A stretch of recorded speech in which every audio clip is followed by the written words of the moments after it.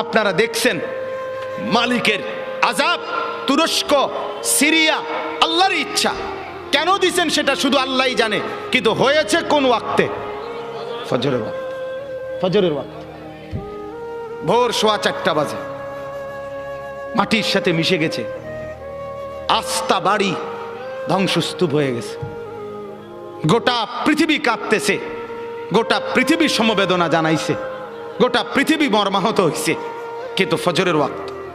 এই কোরআনে আছে দোস্ত, কওমে লূত, লূত আলাইহিস সালামের কওম একটি জাতি যারা পুরুষে পুরুষে অপকর্ম করত, নাউজুবিল্লাহ।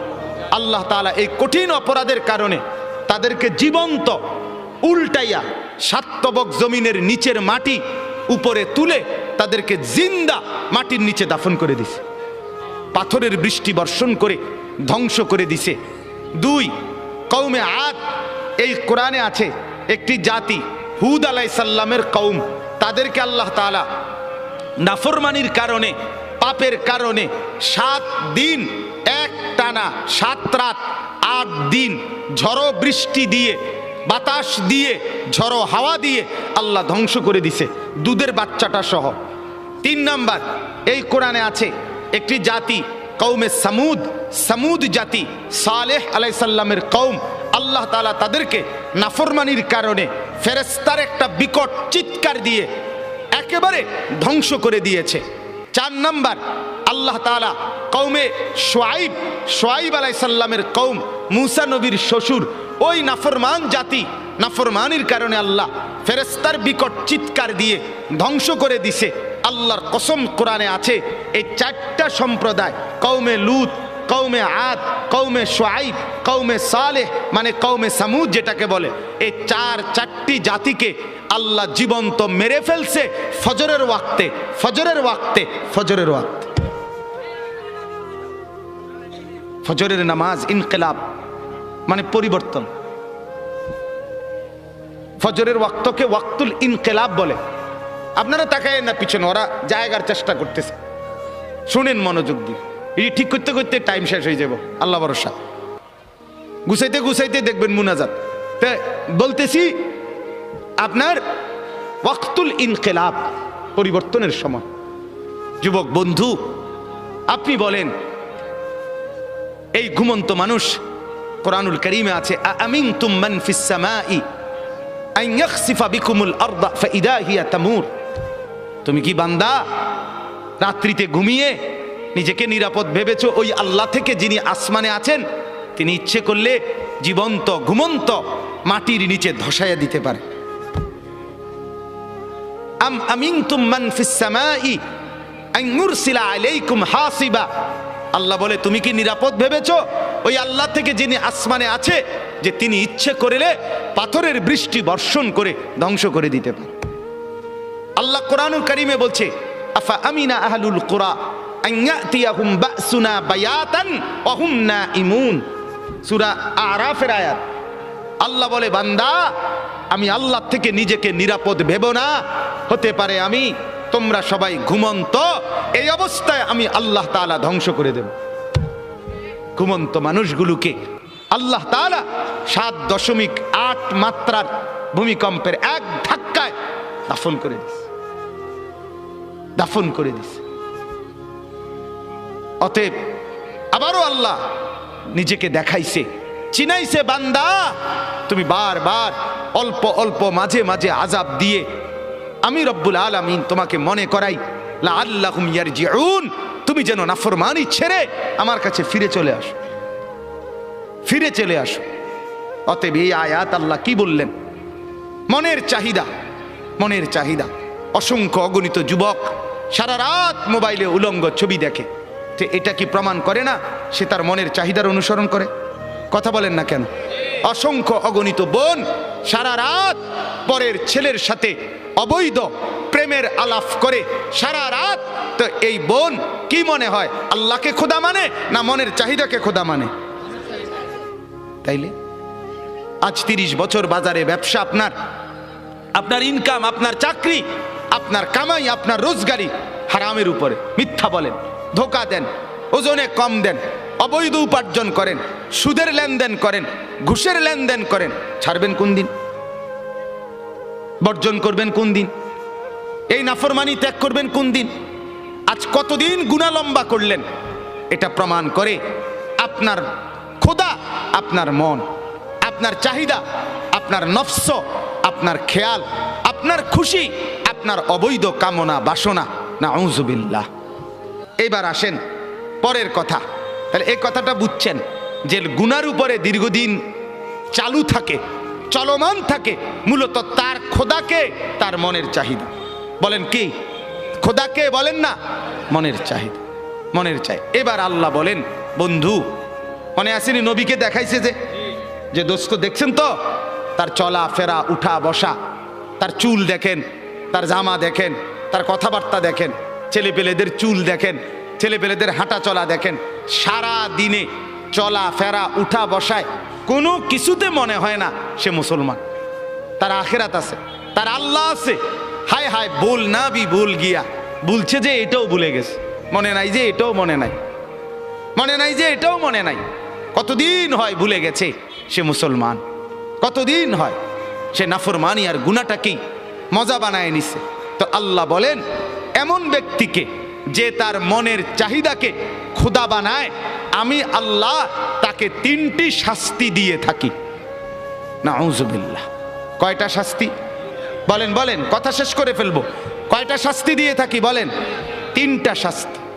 তাহলে আগে বক্তব্য আবারও বুঝলেন যে তার মনের চাহিদা মতো চলে, খেয়াল খুশি মতো চলে, আল্লাহর বিধান, আখিরাতের বিধান, পরকালের হুকুম, কোরআন সুন্নাহর কোনো বিধান এগুলো মানতে চেষ্টা করে না।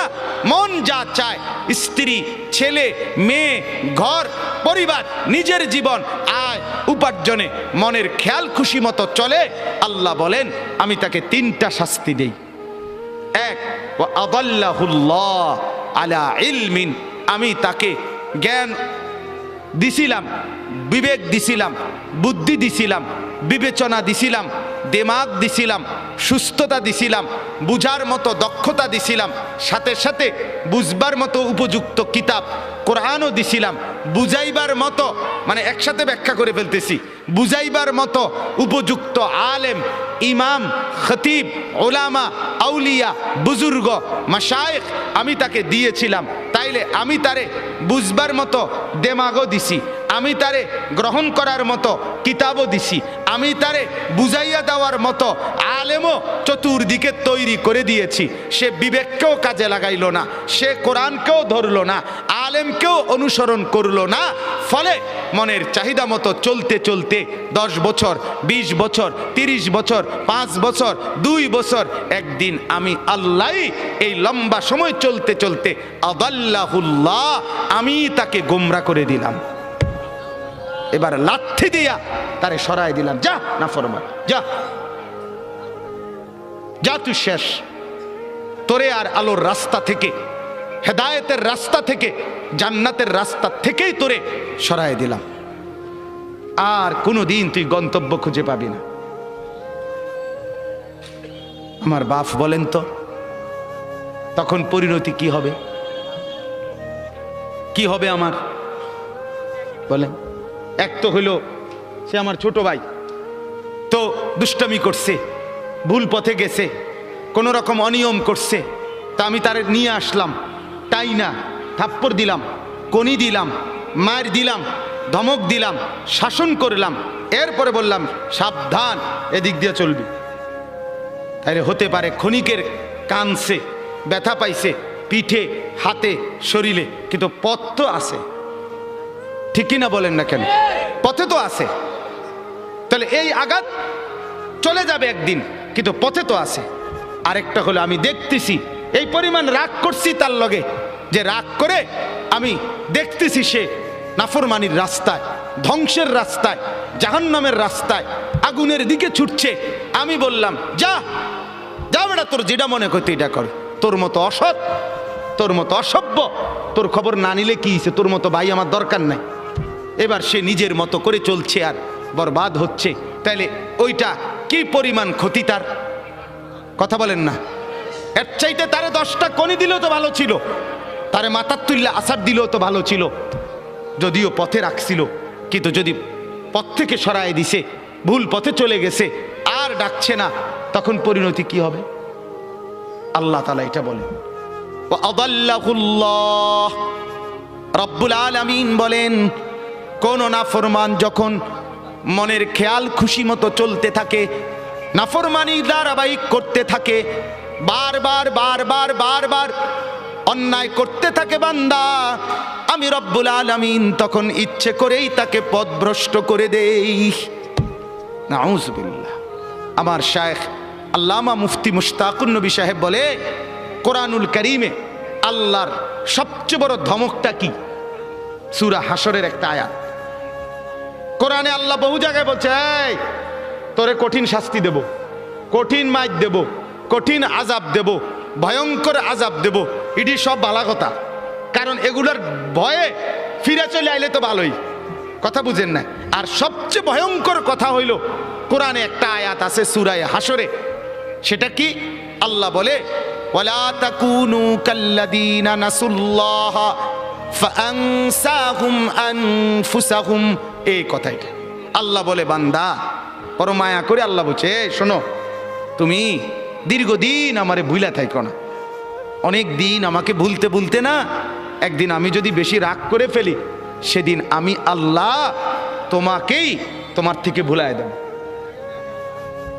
সেদিন তুমি আত্মভোলা হয়ে যাবা, তোমার আর মনে হবে না তুমি মানুষ, তোমার আর মনে থাকবে না তুমি মুসলমান, তোমার আর কোনোদিন মনে হবে না তুমি মরবা, কবরে যাইবা, প্রশ্ন করবে, কবরে আযাব হবে, আখেরাতে উঠতে হবে, আমলনামা হাতে দিবে, মিজানের পাল্লায় মাপা হবে, আমি আল্লাহর সামনে মুখোমুখি হইতে হবে, ফুলসেরাত পার হইতে হবে, জান্নাত কিংবা জাহান্নামে যেতে হবে। এই কথাটাই, এই চ্যাপ্টারটাই তুমি ভুলে যাবে, এটাই মনে থাকবে না। হাজারো নাফরমানের জিন্দিগি এমন, হাজারো পাপীর জিন্দিগি এমন, মনের চাহিদা মতো যে চলে, নফসের ধোকায় পড়ে যে জিন্দিগি গুনার মধ্যে কাটায়, আমি রব্বুল আলামিন এক নাম্বার শাস্তি দেই, আদাল্লাহুল্লাহ, পথভ্রষ্ট করে দেই, গোমরা করে দেই, পথ থেকে সরিয়ে দেই। কোরআনের অন্য আয়াতে আছে, অমাইয়ুশাকিকির রাসূলা। ভাই আর আর আল্লাহর ওয়াস্তে আর জায়গা লইয়া, ওই ভাই, ওই যে স্বেচ্ছাসেবক, আপনি থুন, কিছুক্ষণ শুনেন মনোযোগ দিয়া, আর লাগবে না, পারতেন না জায়গা মিলাইতে, যে যেমনে আছে দাঁড়ায় থাকুক, দাঁড়ান তো, আপনি একটু শুনেন। অমাইয়ুশাকিকির রাসূলা মিন বাদি মা তাবায়্যানা লাহুল হুদা, কথাটা খেয়াল করেন, ওয়ায়াত্তাবি গায়রা সাবিলিল মুমিনিন, কোরআনের আয়াত। আল্লাহ বলে, যে ব্যক্তি আমার রাসূল সবকিছু হেদায়েতের স্পষ্ট বলে দেওয়ার পরও আমার নবীর বিরুদ্ধাচরণ করবে, এক। দুই, ওয়ায়াত্তাবি গায়রা সাবিলিল মুমিনিন, আমার ঈমানদার নেককার পবিত্র বান্দারা যেই পথে চলে তার উল্টো পথে চলবে। আল্লাহ বলেন, এই দুইটা উল্টা তুমি করলা, এক রাসূলের তরিকার উল্টা করলা, দুই ঈমানদারদের রাস্তার উল্টা পথে চললা।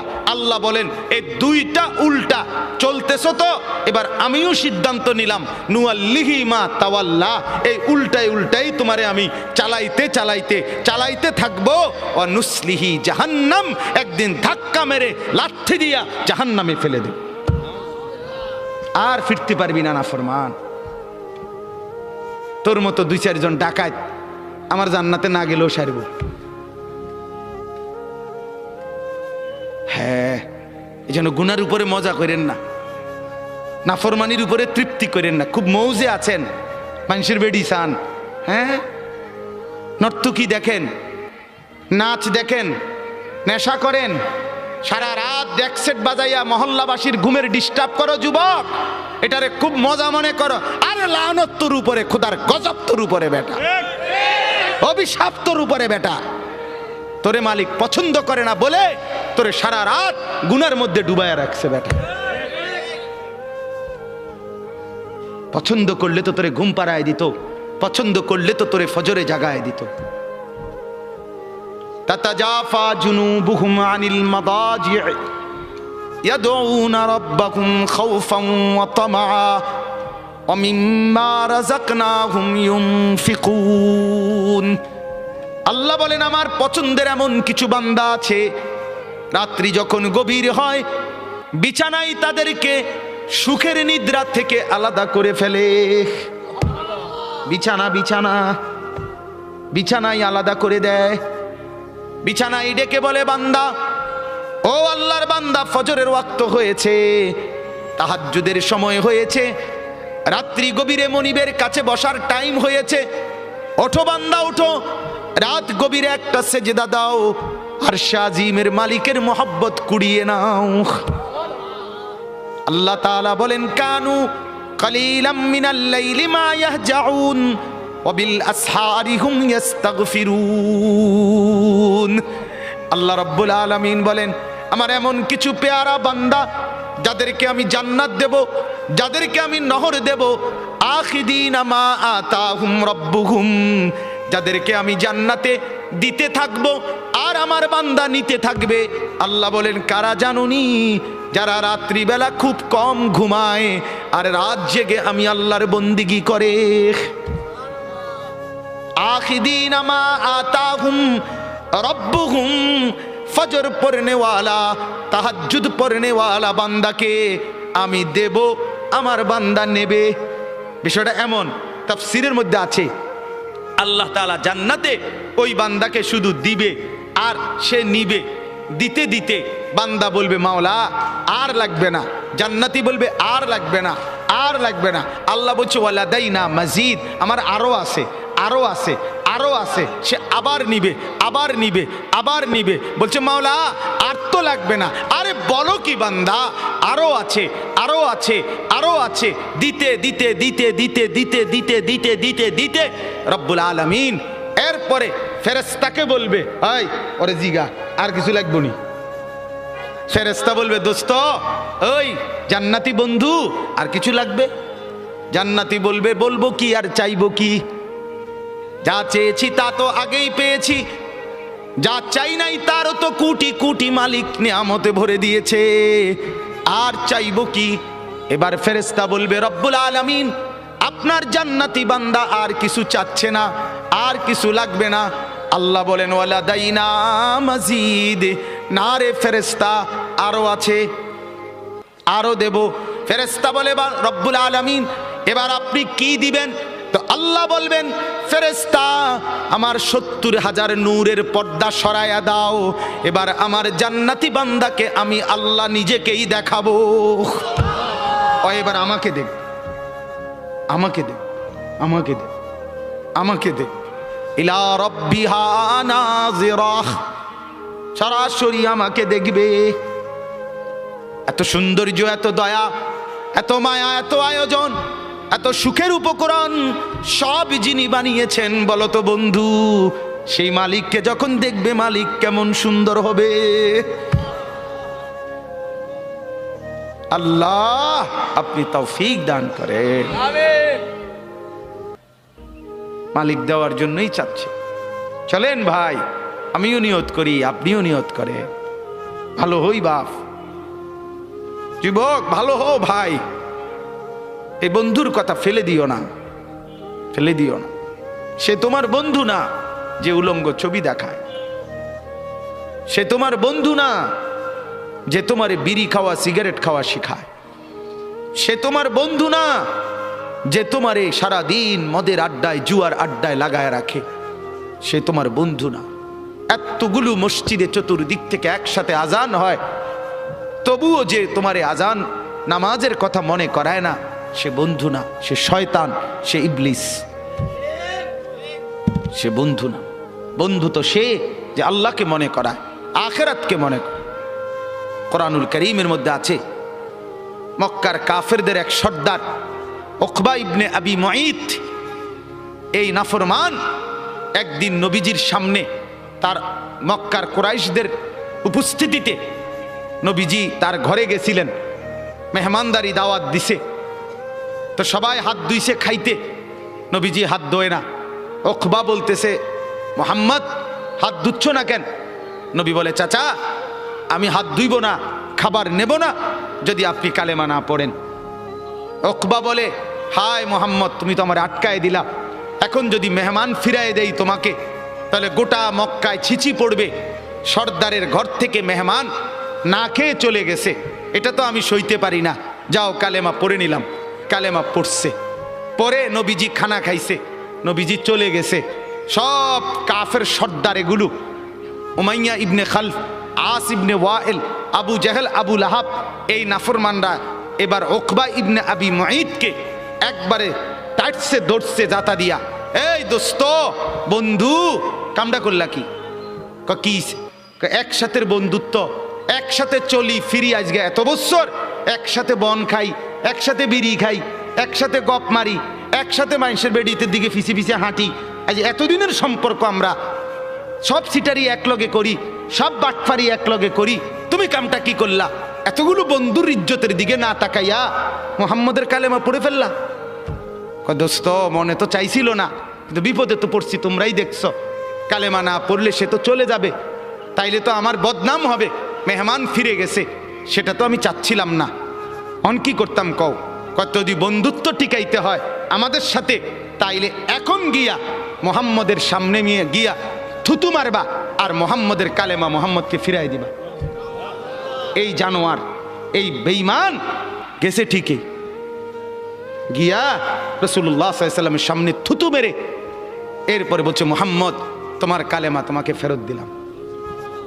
কোরআনে আল্লাহ সূরা ফুরকানের মধ্যে বলছে, ইয়াউমা ইয়াআদ্দু যালিমু আলা ইয়াদাইহি, নাফরমান ও চিরেই তুই কিয়ামতের দিন এই বন্ধুর পাল্লায় পড়ে আমার নাফরমানি করে কারার কারণে এই আঙ্গুল দিয়া, এই দাঁত দিয়া আঙ্গুলে কামড়াইবি, কামড়াইতে কামড়াইতে ছিঁড়ে ফেলবি নাফরমান।